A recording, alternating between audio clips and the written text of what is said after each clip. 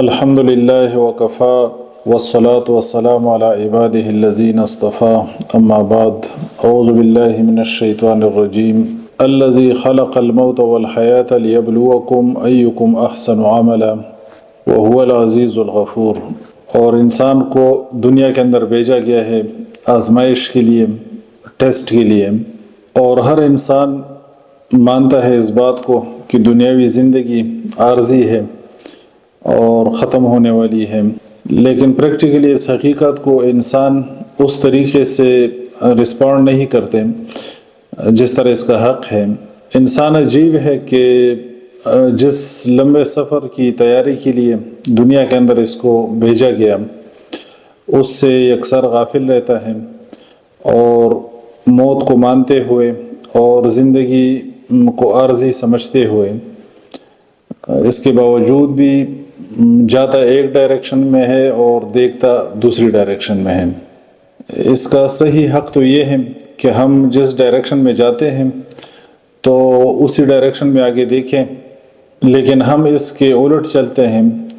کہ ہم جا ایک طرف رہے ہیں اور دیکھ ہم دوسری طرف رہے ہیں۔ تو انسانوں کی اکثریت اس حقیقت سے غافل رہتی ہے۔ قرآن نے بھی بار بار موت کا اور زندگی کا تذکرہ کیا کہ انسان اس حوالے سے غفلت نہ کرے، اور پیغمبر صلی اللہ علیہ وسلم نے بھی اس کی تاکید فرمائی کہ لذتوں کو توڑنے والی چیز کو یاد کیا کرو، یعنی موت کو۔ اور انسان جب اس حوالے سے غور و فکر کرتا ہے یعنی اپنے انجام پہ کہ بالآخر انسان کا انجام کیا ہے اور اس کا سفر کس طرف ہے اور اس زندگی کا اینڈ کیا ہے، جب انسان اس میں غور و فکر کرتا ہے تو اس سے انسان کی اصلاح ہوتی ہے، اور جو زندگی اللہ تعالیٰ نے عطا فرمائی ہے تو اس کے اندر انسان سدھر کے چلتا ہے۔ تو اس حوالے سے قرآن کی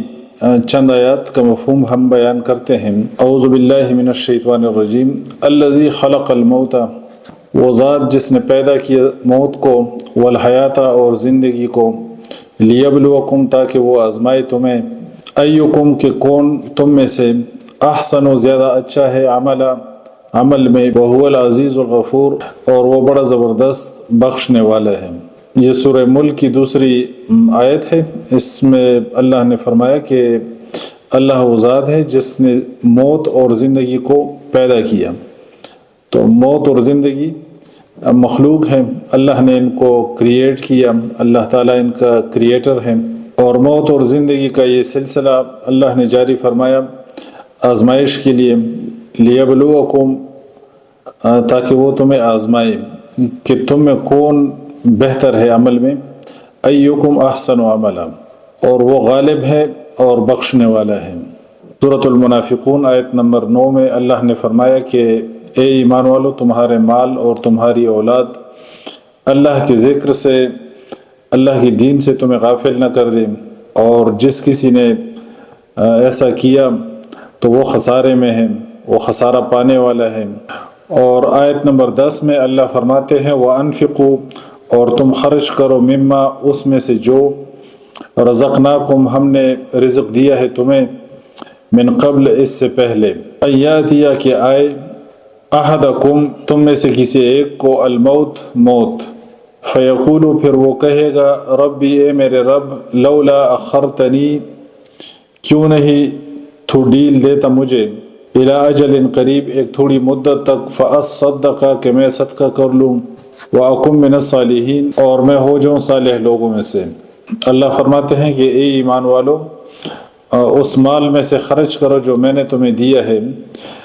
اس سے پہلے کہ تم میں کسی کو موت آئے، اور پھر وہ کہے کہ اے میرے رب تو مجھے ڈھیل کیوں نہیں دیتا کچھ وقت کے لیے کہ میں صدقہ کروں